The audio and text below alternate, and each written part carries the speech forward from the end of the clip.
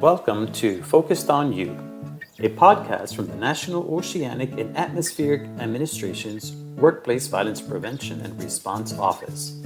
Please join us monthly for a 15-minute conversation with our expert guests in the field of workplace safety and culture. We are ready to share and discuss as we focus on you, because you matter. Hello, everyone, and thank you for joining us today in the very first podcast of Focused on You. Today, we are interviewing our knowledgeable person who has been with NOAA since 2018. Our director of the Workplace Violence Prevention Program and Response is Kelley. Hi, everyone. Hey, Felix, how are you doing? I'm doing all right. How about you? Pretty good. Excited to be here. I'm excited for this being the first podcast. This is great.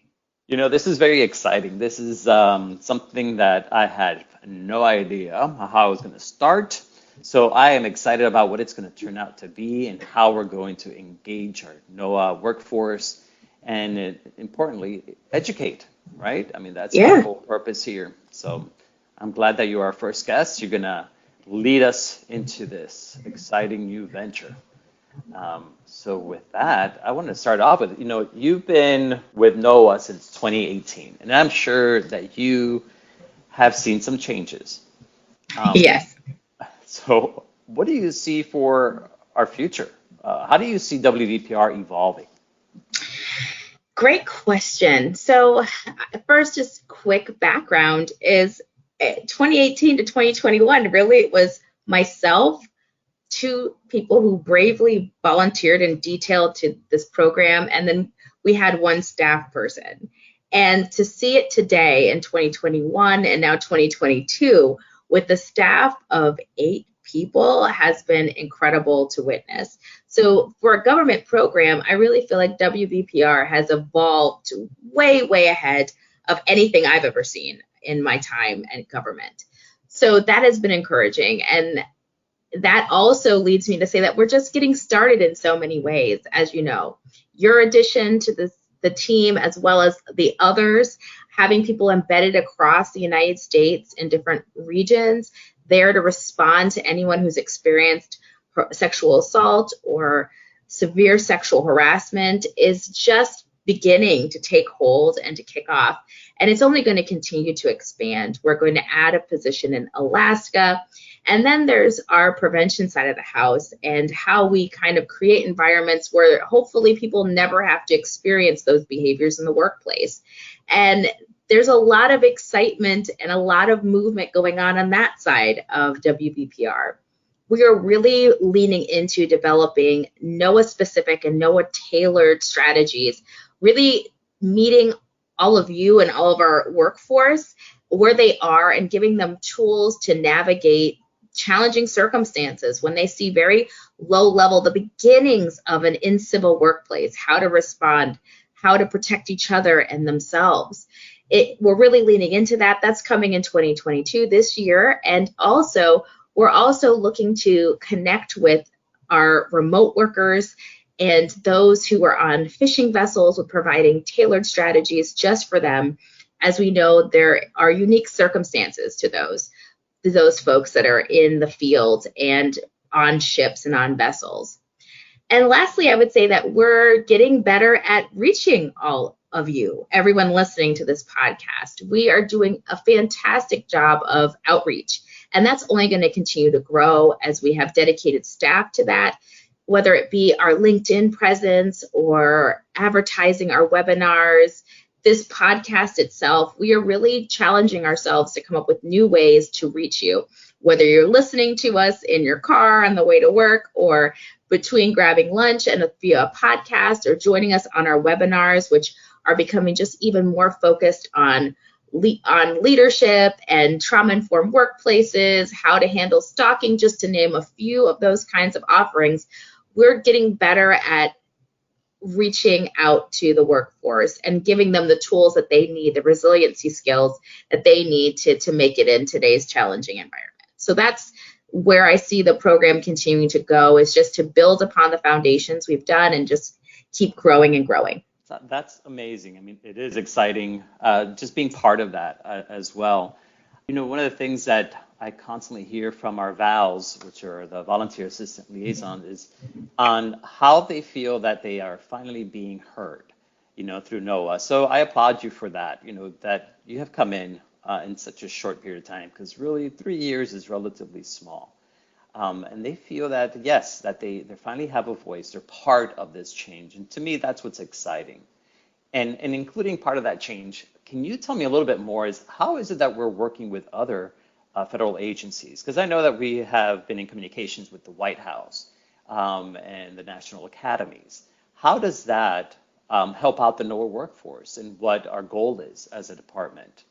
Yeah, I really do believe, and I've said this from the beginning to many people, that I believe the key to really eradicating and eliminating sexual harassment and all forms of sexual violence in the workplace is kind of two parts. It is 100% responding to people and providing services for those impacted, but it's also really earnestly and aggressively even pursuing collaborations with experts and others to put our minds together to come up with solutions. And because of that, we are involved in a lot of external partnerships. We work with the National Academies of Science.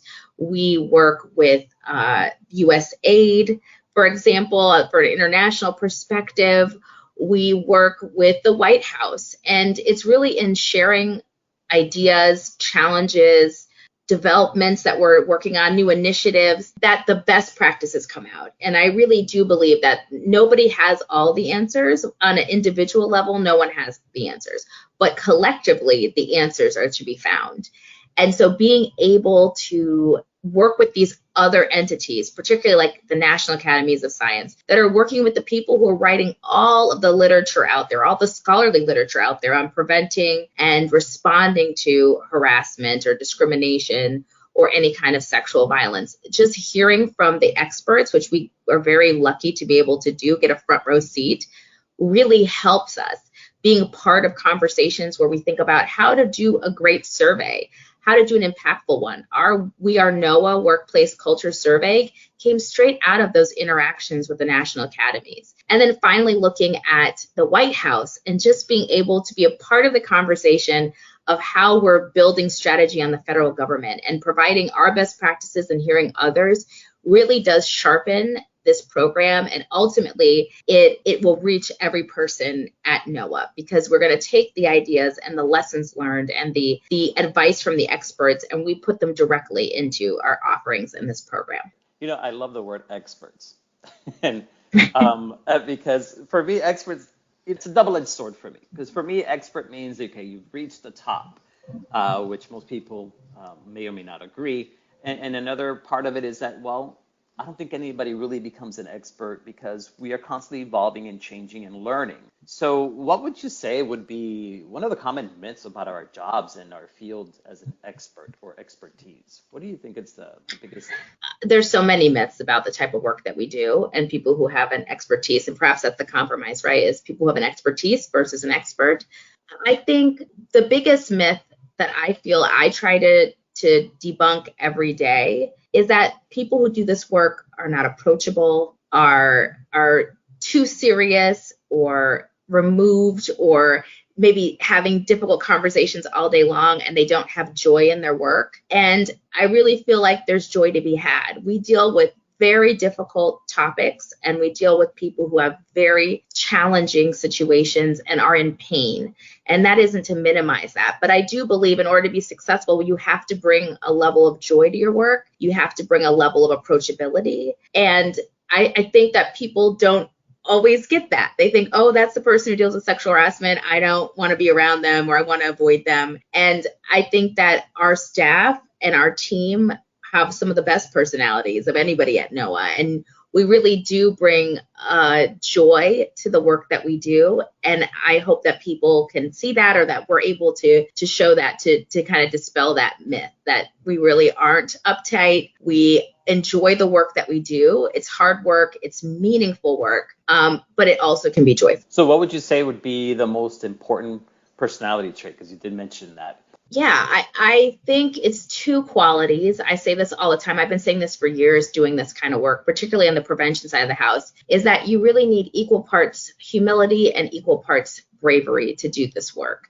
And they work hand in hand. You have to be humble and brave to admit that you may have made a mistake or you didn't get it right or you're not, the end all of the knowledge. It takes humility and a bravery to admit your mistake. It also takes humility and bravery to try something new, to be willing to say, oh, it didn't work, but to push yourself, to know that, like you said earlier, you don't have all the answers. You haven't reached the end of your knowledge. And it takes humility to say that, and bravery to push forward and to push ideas. This is not a work for the faint of heart. This is work that requires daily bravery to say the things that people are scared to say, to defend the people that may feel defenseless or being victimized, and at the same time to be humble enough to know that we're just a part of a larger person's experience, that we are not the experts that know everything all day long, and that we're still growing and learning as well. So I'm laughing because I'm thinking, I got you, Miss Kelley Bonner. Let's practice your humility. Ready for this one? All right. What's the best compliment you've ever gotten? Oh, that's really good. What's the best compliment I've ever gotten? I've been fortunate. I've gotten a lot of good ones. I think I like when people say that I've made an impact or I've been compassionate. I think that's one of the best compliment I've gotten is somebody has told me you changed my life. More than one person has said that. And I come from therapy background, and even in this work as well, that always touches my heart. And even though I think, no, you changed your life, but I love being a part of that, and having any kind of a hand always helps. And then I would say the less other compliment I've gotten that I really like is somebody once told me that I make ideas happen. And I loved that compliment because that's something I'm really proud of, that I think I do really well, is I try to take an idea and try to bring it into existence and to make it happen so that, we can build programs and kind of move forward. Wow, those are pretty good compliments. Yeah, right? There's my humility for you. I'm awesome. Own it. Take it. So then, here you go. How would your parents describe you or what you do? Oh, my parents have no idea what I do. I think that they have an idea. They said I work in government with important people and I help folks. I feel like that's about the level of knowledge that my parents have, is that they think I'm like an expert on something. They're not quite sure. Is it harassment? I don't think they have a clue what I do. They're proud. I don't think they could articulate what I do. Yeah, I think like most parents, right? They're like, oh, they're just smart. Or right. I have no idea what they do. I know they do stuff, but I just don't know. I've during the pandemic, I've had to work from home just for various reasons. And when I mean home, I mean back with my parents for various reasons, health related for them. And it is always humbling to see how your parents still think you're about 10 years old. So I'll be in the middle of this really important conference call and my mom will be like screaming, hey, Cal, do you want some tea? And it's like, Mom, I'm an adult. I'm on a conference call. And they just don't get it. It is the best moments and the most humbling moments where it's like, oh, my parents don't actually care what I'm doing. Conference call with the White House, who cares? They're going to check in and see if I've got my tea or if I am doing something at this moment. Can I help them set up their Zoom? So it is definitely, my parents have no clue what I do. Oh yeah, I'm just like, Mom, I'm on a conference call, but I really want the peach tea. Thank you. Kelley, it's always a pleasure for me to speak to you and have these one-to-ones. I know we have some exciting webinars coming up now during the month of January. Are you aware of that? Yes, I am. We have 2 webinars coming up. As a matter of fact, we have one on the 19th that is on stalking, and one on the 25th with Erica Reed that is entitled Trauma in the Workplace. Did I get it right? Did I pass the quiz? You passed the test. I know it was a pop quiz. And I had to worry. I had a backup just in case you missed it. I was going to teach your chat. So But both are really good webinars, and we hope everybody attends them. Stalking in the workplace, particularly, is something that is so under talked about, but is happening more frequently than people realize. And then we have a special expert. I know you love that word, Felix. We have a special person coming from that specifically talks about and speaks to stalking. And then, of course, trauma in the workplace is something that so many of us have had traumatic experiences, and we carry them wherever we go. And knowing how to navigate the workplace from the position of a supervisor or a colleague or just yourself is critical these days. So I'm really excited about both of them. Yeah, I'm excited about both of them too. So thank you for the chat. I really appreciate you taking time out of your busy schedule to entertain this and to share your views and your vision and sort of our mission of our department of the WVPR. I'm excited to be part of this change, as I'm excited as many people out there that are either listening or have been watching webinars or a part of our vows. It is exciting to be with NOAA, and I can't wait to see what comes of it. This is Felix Munoz, a regional coordinator for the Southeast region. We are focused on you because you matter. Thank you, Ms. Kelley Bonner, for joining us today and sharing your thoughts and views. Thank you for having me, Felix, and thank you for being part of this amazing team. Thank you, everyone, and have a great day.